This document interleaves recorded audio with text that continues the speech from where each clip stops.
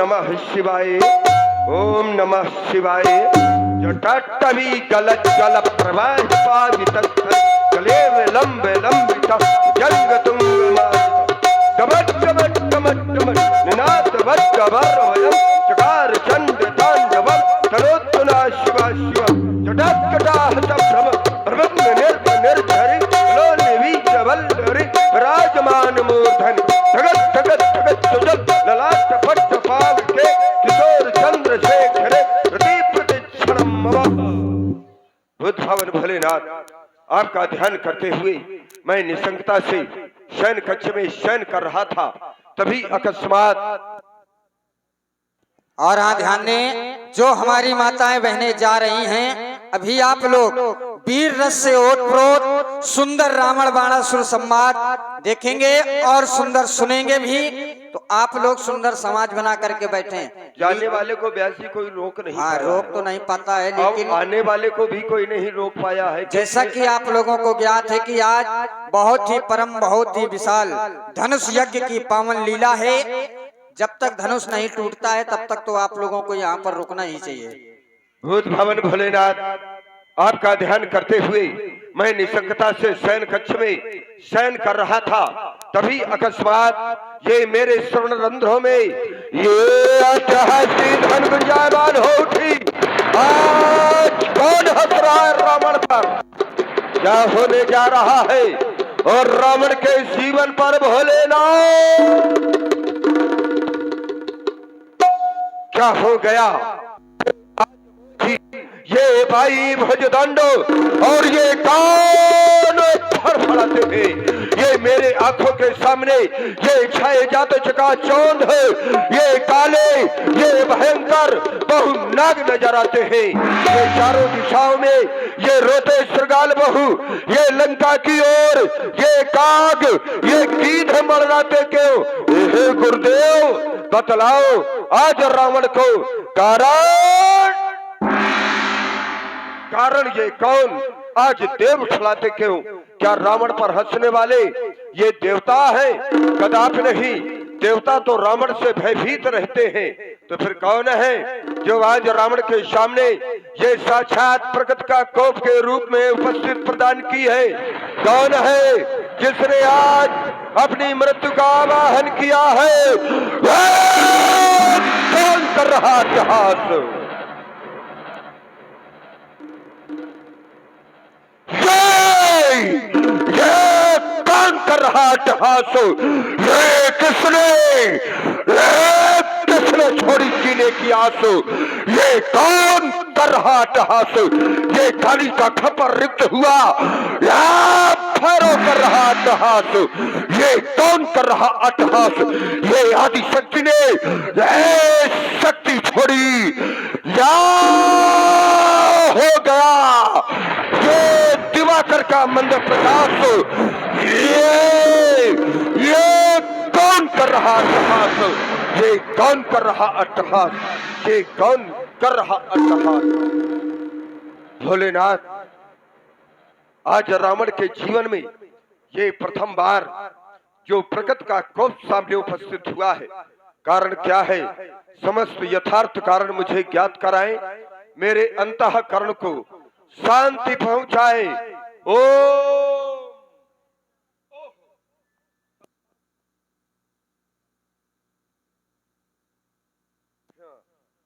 आज रावण के जीवन में जो प्रथम बार ये प्रकृति का कोप सामने उपस्थित हुआ, कारण में है वो राजा जनक, और राजा जनक के यहाँ पर रखा हुआ धनुष, और राजा जनक धनुष को तोड़वा करके परमात्मा को ढूंढना चाहता है।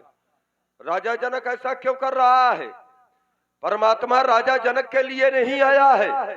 यदि परमात्मा आया है तो इस रावण के लिए आया है, रावण के लिए। क्योंकि मैंने एक प्रतिज्ञा की थी कि करके अनीति इस जगती तल पर मैं मुक्ति का मार्ग बनाऊंगा, और सब तो चलते हैं, केवल एक बार मैं हर साल चलाया जाऊंगा। यदि वो परमात्मा आया है तो मूल में ये रावण है, रावण। और जब रावण के लिए आया है तो ये काम रावण का है और रावण ढूंढेगा। जनक क्यों रावण का काम कर रहा है? रावण का काम जनक करे तो क्या ये रावण स्वीकार कर लेगा? कदापि नहीं। जाऊंगा मिथिला और मिथिला जाकर के उस परमात्मा कहलाने वाले को मैं ढूंढूंगा और मिल गया तो मैं उसकी पूजा नहीं करूंगा। क्यों? क्योंकि हम राक्षस हैं और राक्षसों का भोजन होता है भैंसा। मानव का भोजन करते हैं और जैसा जो व्यक्ति भोजन करता है, जैसा आहार करता है, वैसे उसका व्यवहार होता है। जो भैंसा खाए, मदिरा का पान करे और उससे जाकर के कहो कि मंदिर में जाकर के घंटा हिलाए, तो क्या वो घंटा हिलाएगा?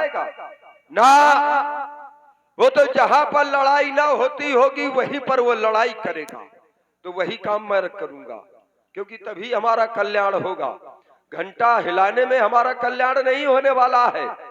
तो सुर रंजन भंजन भई मई भारा, और जब भगवंत लीन है अवतारा, तो मैं तेसन जाए पैर हट करियो। हट पूर्वक वो पैर नहीं करेगा, लेकिन पैर मैं ही जाकर के उससे करूंगा। और जब पैर करूंगा तभी तो प्रभु सर प्राण तजे भाव तछो, तभी तो इस संसार सागर से हमारा कल्याण होगा, उद्धार होगा। क्यों? क्योंकि भजन होए नहीं तामस देहा। तो ये मन कर्म वचन, ये मंत्र दृढ़ है, ये हमारा मंत्र है। और मंत्र ये है कि वो परमात्मा है। और मंत्र फलीभूत जब ही होता है जब तक वो मंत्र गुप्त रहता है। तो इस मंत्र को मैं अपने अंतिम सांस तक गुप्त रखूंगा। समाज के किसी भी व्यक्तित्व को ये मेरे द्वारा ज्ञात नहीं हो पाएगा कि वो परमात्मा है। मेरे द्वारा सीधे यही संदेश जाएगा कि वो परमात्मा नहीं, वो मेरा शत्रु है, शत्रु। अंतिम सांस तक इस मंत्र को मैं रहस्य बना करके रखूंगा, तभी हमारा उद्धार होगा।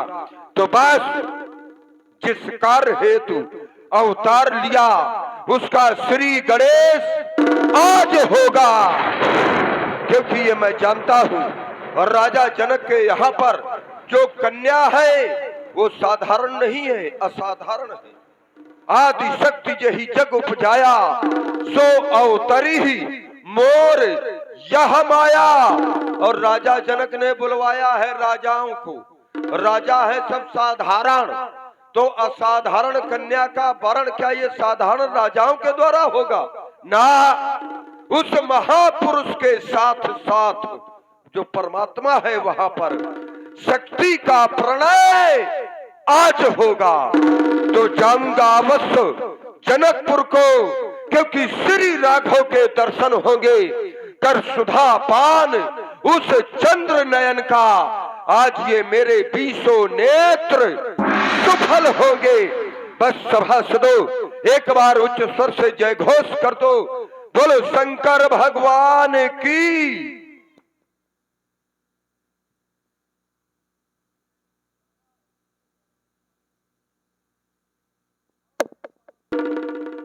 ओम नमः शिवाय, ओम नमः शिवाय। जय जय जय शिव शंकर, जय जय जय अखिलेश्वर, जय जय जय भूतेश्वर, जय जय जय शशि शेखर, पार्वती पति हर हर हर महादेव। ओम त्र्यंबकं यजामहे सुगंधिं पुष्टिवर्धनम, कुर्वारुकमिव बंधनात् मृत्यु मोक्षी अमृत। हे भूत भावन भगवान शंकर, आज यह आपका दास अपना ध्यान आपके चरणों में समर्पित कर रहा था, लेकिन अचानक आपके चरणों से ध्यान विलग होने का कारण क्या है शिवाकांत? आज ये बार बार मेरा मन मानस उस मृत्यु लोक की ओर खिंचा चला जा रहा है, जिस मृत्यु लोक को, जिस पावन वसुंधरा को मेरे पिता बलि ने दान में दे दिया था। तो क्या उस पावन वसुंधरा में फिर किसी पापी पाखंडी का अत्याचार या दुराचार या पापाचार आज अपनी चरम सीमा पर है? जो वो पावन वसुंधरा आज अपना भेष परिवर्तित कर वो दया की भीख मांग रही है, या फिर ऐसा रही तो क्या ये मेरी प्यासी खड़क फिर किसी पापी पाखंडी के रक्त को चाटने के लिए ये ललायित हो रही है? हे भोलेनाथ, विदित करावे, ये तूफान उठी या आंधी, ये पत्ते के सम डोल उठी क्यों? ये मेरी ये अचल समाधि भंग होने का कारण क्या है शिवाकांत? ये जिघी प्रलय का किसने गाया? ये किसने धरका दी वो अंतशाला? ये गीत प्रलय का किसने गाया? अरे वो किसकी मैया ने ना हर जाया? किसकी मैया ने ना हर जाया? जिसने ये सोता सिंह जगाया? ये जागो शब्द कहां से आया? ये बार बार समबंधों में सावधान सावधान शब्द की प्रवृत्ति करने वाला ये दृष्टिपात करता हूं तो आज ये दसों दिशाओं के ये दिग्गज कच्छप बाराह सभी अपना वेश परिवर्तित कर ये आज वायुमंडल में देवताओं के विमान भ्रमण कर रहे हैं शिवाकांत। आज आपके चरणों में ध्यान समर्पित कर रहा था। आप ही विशेष हैं, आपसे विलग करने वाला क्या उस पावन वसुंधरा पर और भी कोई विशेष आ चुका है जो बाणासुर को युद्ध के लिए ललकारने की चेष्टा कर रहा है? ऐसा नहीं हो सकता, क्योंकि देख रहा हूं अपने महल पर लगी हुई उस श्वेत ध्वजा को जो स्वयं आपने मुझे दी थी और कहा था बाणेश, जब तक ये तुम्हारे महल पर है, जब तक ये झुके नहीं तो जानना कि तुमसे कोई वीर युद्ध करने वाला नहीं है।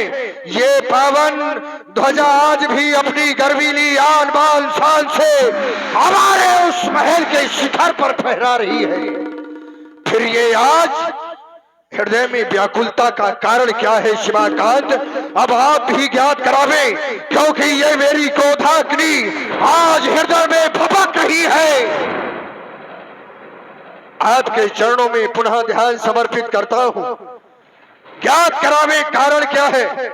कारण क्या है? ओम नमः शिवाय। कारण बड़ा ही दिव्य है, क्रोध करना ही व्यर्थ रहा, क्योंकि कारण में वो जन्मी जाकर दिव्य धारा में पावन परम पुनीता हर्षित होकर नपति जनक ने रचो स्वयंवर सीता। राजा जनक ने अपनी पुत्री सीता का स्वयंवर रखा है। स्वयंवर में देश देशांतर के राजा महिपाल क्यों नहीं?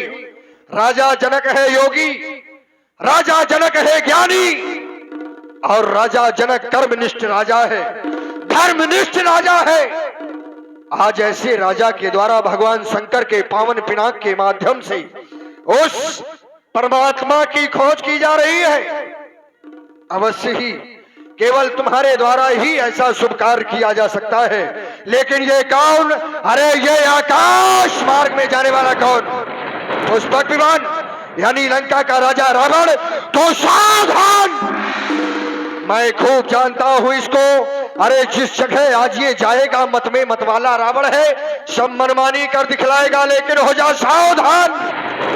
जब तक ये पाताल निवासी जिंदा है तो मनमानी ना करने पाएगा। बस अब करूं प्रस्थान मिथिला को, यही आज्ञा पुरारी की न मेटूंगा कभी भी, मैं सुआया सुस गंगधारी की। चलना चाहिए मिथिला की ओर। यदि मैं समय से नहीं पहुंचा तो ये पुष्पक विमान में आरूढ़ है रावण, मिथिला में जाकर अवश्य ही उपद्रव करेगा, क्योंकि स्वभाव से दुष्ट है, पाप इसका स्वरूप है। जाने के बाद में अच्छा करेगा नहीं। राजा जनक गुरुबंधु है, कन्या का विवाह है, सहयोग की भावना लेकर चलना चाहिए। बम विश्वनाथ, बम विश्वनाथ, बम विश्वनाथ।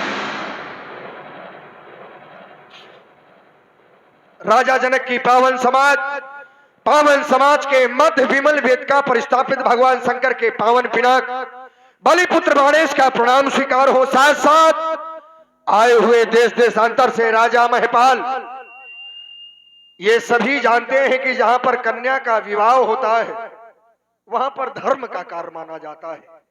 संसार में दो दान विशेष, कन्यादान, अन्नदान। राजा जनक के द्वारा ऐसा शुभ कार्य किया जा रहा है, कन्या का विवाह यानी धर्म का कार्य, धनुष का खंडन यानी धर्म का कार्य। और ऐसे धर्म के कार्य में अच्छे लोग विरोध नहीं, अपनी सहमति, अपना सहयोग, अपना तन मन धन अर्पण कर दिया करते हैं। तो जो अच्छे हैं वो सहयोग करें, और जो विरोध की भावना लेकर आए हैं तो सावधान, अपने ही स्थान में बैठे रहना। कोई उपद्रव करने की चेष्टा की तो सावधान, सावधान। यही है मिथिला। आ गया रावण, यही है संतों की समाज। देख रहा हूं आज हमारे गुरु आराध्य देवभूत भवन भोलेनाथ के पिनाक को आज बल भेदी पर लगा दिया गया। किनके द्वारा? इन संत समाजों के द्वारा। कारण होगा क्योंकि राजा के दो ही तो आभूषण हुआ करते हैं, या तो रण और या दूसरा प्रण। या तो रण और या तो प्राण, क्योंकि दो ही आभूषण होते हैं। समझ में बात आ नहीं रही। राजा जनक ने प्रण तो कर लिया कि सोई पुरारी को दंड कठोरा, राज समाज आज जोई तोरा। तो त्रिभुवन जय समेत बैदेही, बिनहि विचार बरई हटते ही। कब? जब ये धनुष टूटेगा तब। और धनुष अगर ना टूट पाया तब राजा जनक क्या करेगा? मान लो ये तो भविष्य के गर्त में है, ना टूट पाया तो फिर राजा जनक के सामने विकल्प कौन सा बचता है? इसलिए हमारी समझ में तो ये आ रहा है कि राजा जनक ने प्रण तो कर लिया, लेकिन प्रण करने के बाद विकल्प नहीं सोचा।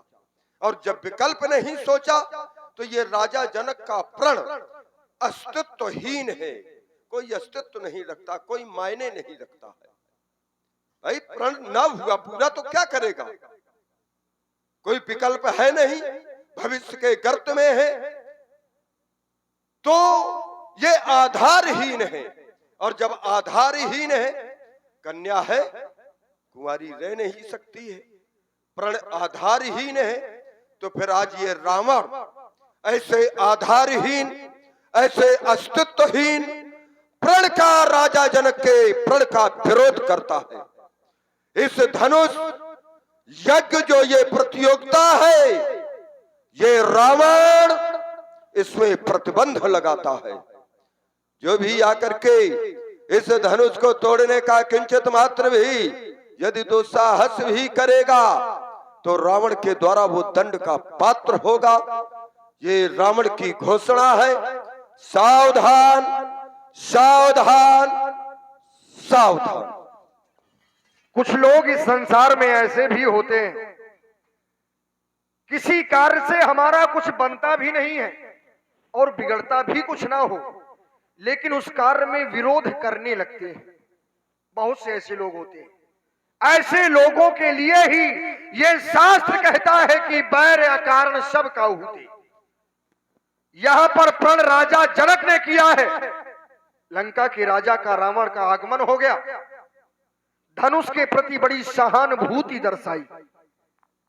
चलकर मिलना चाहिए इनसे, क्योंकि कुछ लोग होते हैं स्वभाव के बेबस, जो जैसे समझे उसे वैसे समझाने का प्रयास करना चाहिए।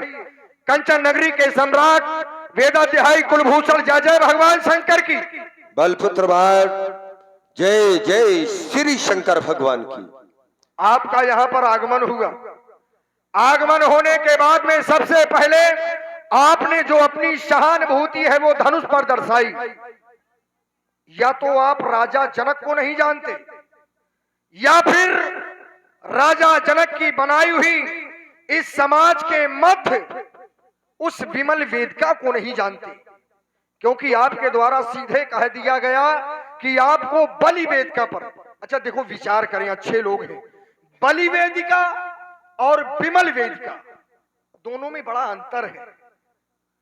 बलि वेदिका उसे कहा जाता है जहां पर किसी की बलि दी जाए, किसी की हत्या करवाई जाए, ना कि जहां पर किसी का उद्धार करवाया जाए उसे विमल वेदिका कहते हैं। विमल वेदिका जहां पर किसी का उद्धार हो।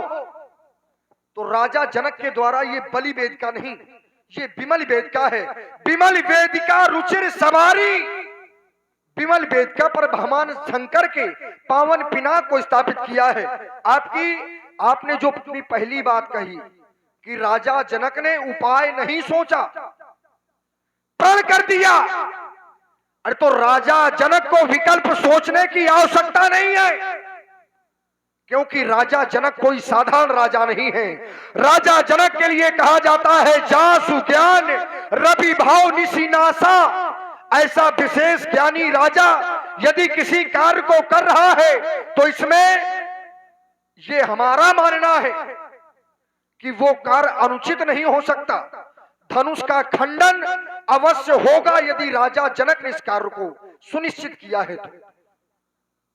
ये आपका जो मानना है कि यदि धनुष खंडन नहीं हुआ तब राजा जनक क्या करेंगे, तो ऐसा समय आने वाला ही नहीं है, क्योंकि एक नियम है, एक क्रम है। इस धनुष के आधार पर ऐसा आश्वासन दिया गया है किसी को कि त्रेता के चौथे चरण में इनका खंडन होना है, किसी साधारण के द्वारा नहीं, किसी विशेष के द्वारा।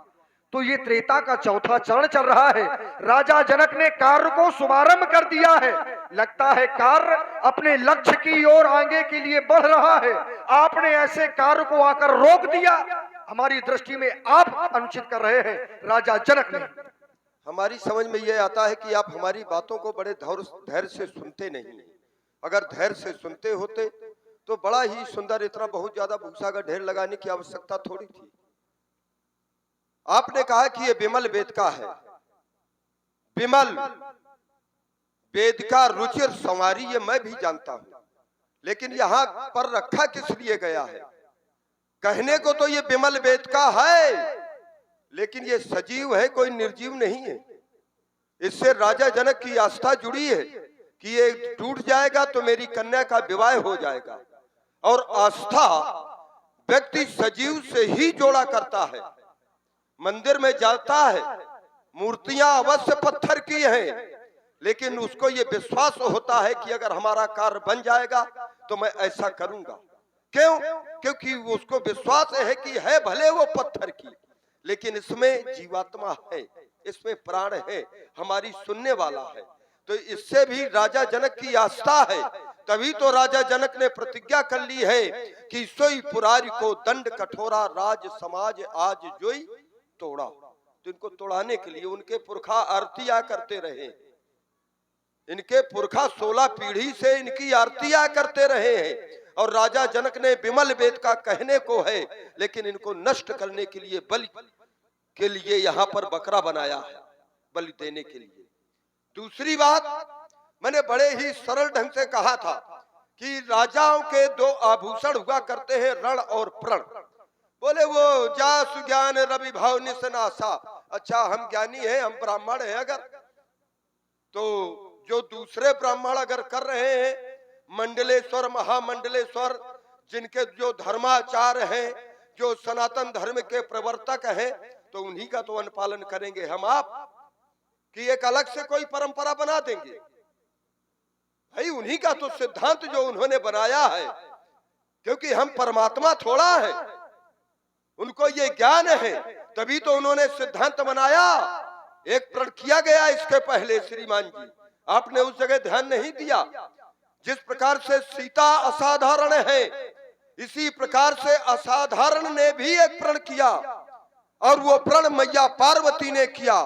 जिस प्रकार से नारद ने आकर के यहाँ पर राजा जनक को बतलाया, नाम जानकी परम पुनीता, नारद आए कहो पुनि सीता।